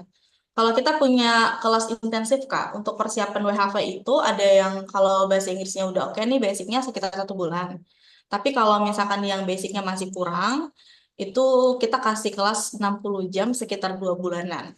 Baru setelah itu kalau di setelah kelas skor post tesnya udah bagus, maka dari Bansa akan menyarankan dia untuk langsung tes PTI gitu. Dan sertifikatnya bisa langsung dipakai untuk pengajuan SDU kalau skornya capai 30 ya gitu.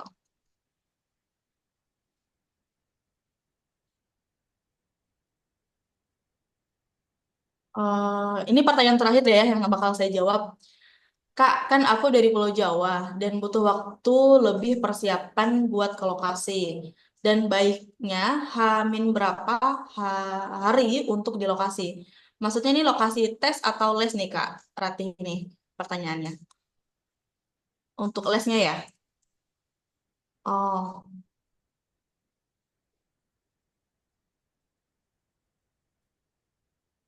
kalau ke lokasinya sih Kak, kalau misalnya Kakak mau tes nih, lokasinya datangnya Hamin 30 menit aja sebelum waktu tesnya.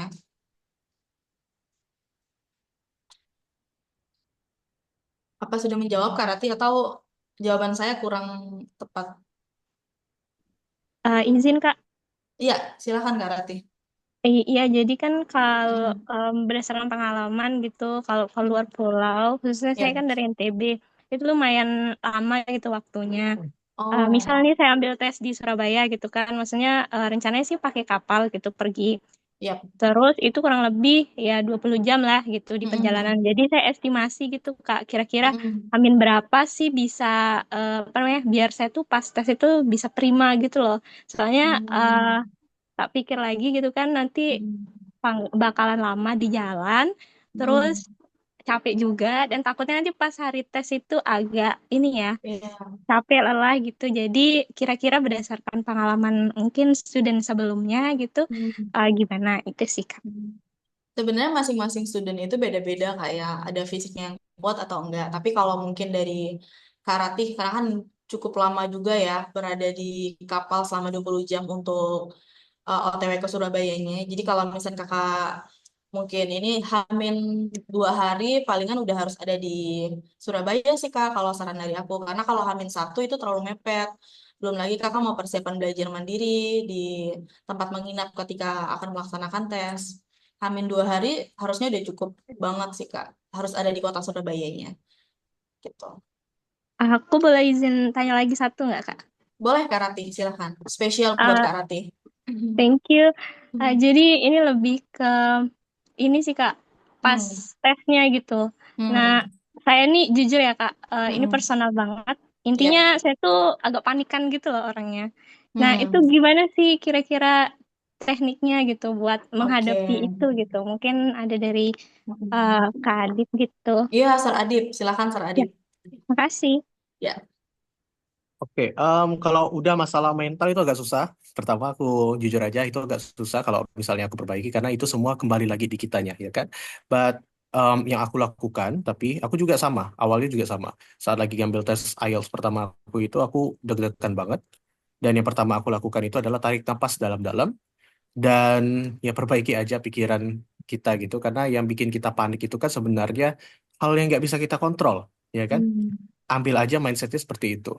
Ada hal yang bisa kita kontrol, ada yang nggak bisa kita kontrol. Kalau pernah bacanya itu kayak stoicism gitu kan, kalau pernah nonton juga, em, intinya begini, hal yang bisa kita kontrol adalah ketenangan kita tarik nafas, lepas nafas kita, dan ya udah kerjain aja, karena saat ini juga, saat kita lagi ngerjain tes itu juga adalah satu-satunya waktu yang paling penting saat itu juga. Jadi kalau kamu bisa sampai em, gemeteran gitu ya, sampai panik, sampai takut gitu di saat tes ini juga, padahal kamu bisa enggak, gara-gara, you know, understanding what at stake, apa yang sedang kamu pertaruhkan saat itu juga gitu tuh, mungkin bisa menambahkan alasan ke dalam kepala kamu gitu. Kenapa kamu tidak boleh panik? Karena kan alasan kita panik kan sebenarnya gara-gara adanya rasa takut, adanya kekhawatiran tentang yang tidak kita ketahui gitu. Semakin banyak yang kita ketahui, semakin banyak yang kita sadari saat lagi ngerjain tes itu, mungkin bisa semakin berkurang juga rasa paniknya gitu. Dan salah satu cara lainnya adalah dengan membiasakan em, ngambil tesnya, ngebiasain ngomong loudly, read loud di rumah, mungkin itu hal-hal yang lebih spesifik yang bisa kamu lakukan. Try to talk with other people in English juga, jadi kamu nggak lagi grogi kalau ngomong pakai bahasa Inggris di depan mata orang bahkan gitu. Dulu mungkin aku saat SMA pas lagi latihan di klub bahasa Inggris itu aku disuruh lari waktu itu sama coachnya, disuruh lari sambil baca script speech, jadi skrip Wah, pidato pakai bahasa Inggris gitu di depan, em, dan waktu itu lagi istirahat BTW, istirahat, ya istirahat makan siang. Jadi ya bisa bayangin gimana rasa malunya itu kerasa gitu kan. Dan ya akhirnya dapat sampai di sini juga gitu. Bisa dengan bahasa Inggris seperti ini. Cuman itu metode brutal, itu metode Sparta tuh. Jangan lakukan itu. Apakah menjawab? oke. Mungkin. Hai Kak Rati, apakah sudah cukup menjawab? Sudah kayaknya, Kak. Sudah harusnya ya Kak Rati ya. Oke, ini ada pertanyaan terakhir dari Kak Rizky, tapi mungkin karena kita sudah berhubung waktunya sudah lumayan molor ya teman-teman, karena kita takut ada yang mau ada kegiatan lain dan sebagainya. Mungkin kalau Kak Indra berkenan ya, boleh mungkin share kontak WhatsApp-nya di box kolom chat. Jadi nanti teman-teman kalau ada yang mau bertanya mungkin bisa chat Kak In. Mungkin kalau memang Kak Indra berkenan untuk share kontak WhatsApp-nya atau nama Instagram-nya mungkin Iya, mungkin lewat Instagram aja ya, Kak ya. boleh. Boleh, Boleh. kalau untuk tanya-tanya boleh aja sih, Kak. Tapi Mm. jangan nyepam-nyepam aja. Ya pertanyaan langsung to the point aja gitu ya. Jadi sama Nah, pertanyaannya. Ya boleh sih Kak In boleh di-share aja nama Instagramnya di kolom chat biar teman-teman nanti bisa coba DM Kak Indra deh. Siapa tahu ada oke. yang mau kenalan untuk soal pekerjaan atau soal les yang pernah Kakak coba ambil di Bansa. Sudah, Kak. Nah, ini udah aku share Instagramku. Hmm. Ada masuk nggak nih? Ada masuk nggak, Bud? Di chat Zoom ya? Di chat Zoom ya? Belum ada. Nah, Belum, belum ada salah, masuk. salah, Kak. Bentar-bentar. Oh yes, oke. Ini ada Kak Jado nih, udah WA salah satu udah WA salah satu WA tapi belum dijawab dari 3 jam yang lalu. Kak Jado ini kalau boleh tahu ngechat siapa Kak? Ada admin lain Kak yang dicoba chat? Nah, ini mungkin udah masuk ya, Kak ya. Oke, sudah masuk ya teman-teman. Ini Kak Jado mungkin antara saya atau mungkin admin lain ya dari Bansa yang belum kebalas, tapi kita akan berusaha balas karena memang yang ngechat itu lumayan cukup membludak ya. Jadi pasti akan dijawab sesegera mungkin ya teman-teman. Mungkin Kak Jado kalau boleh ada kontaknya boleh share aja biar nanti kita coba kontak. Oke Kak Indra, ini teman-teman ada Instagram Kak Indra. Jadi kalau ada yang mau coba tanya-tanya soal uh, persiapan pekerjaan sama persiapan WHV kemarin Kak Indra boleh DM aja. Tapi ingat ya teman-teman jangan spam. Betul. Iya, ya, mungkin nggak kerasa banget ya teman-teman, kita kita udah di penghujung acara. Terima kasih banyak buat Kak Indra dan Sir Adib atas sharingnya yang super bermanfaat banget buat kita di hari ini. Dan tentunya terima kasih banyak juga buat teman-teman yang udah join dan aktif di acara hari ini. Jangan lupa buat follow Instagram kita @bansa_foundation biar nggak ketinggalan info kelas PTI dan program-program seru lainnya. Sebelum kita tutup, mungkin teman-teman kalau berkenan, kita boleh nyalain kameranya. Kita mau foto bersama dulu untuk apa namanya dokumentasi. Oke. Budi, please help. Kalau udah siap bilang ikut ya. Udah galeri semua belum? Sudah? Sudah lihat galeri semua ya teman-teman, sudah ready semua. Kita bakal tag foto, sorry. 1, 2, 3. Udah, Bud? Belakangnya. Ulangnya teman-teman ya, sorry. Oke. 1, 2, 3. Oke, kedua kali gaya bebas. Boleh diulang Kak? Boleh diulang? Boleh ulang? Ya. Ulang lagi nih. Oke, ulang lagi teman-teman, sorry. 1, 2, 3. Oke. Oke, gaya bebas teman-teman, gaya kedua ya. Terakhir deh. 1, 2, 3. Oke. Oke, sekali lagi terima kasih teman-teman. Sampai ketemu di event berikutnya. Selamat ngabuburit dan semoga sukses buat WHV-nya. Terima kasih. Terima kasih Kak Weni, Terima Kak kasih Adit. Kak Indra. Terima kasih Sarah Adit. Terima kasih teman-teman.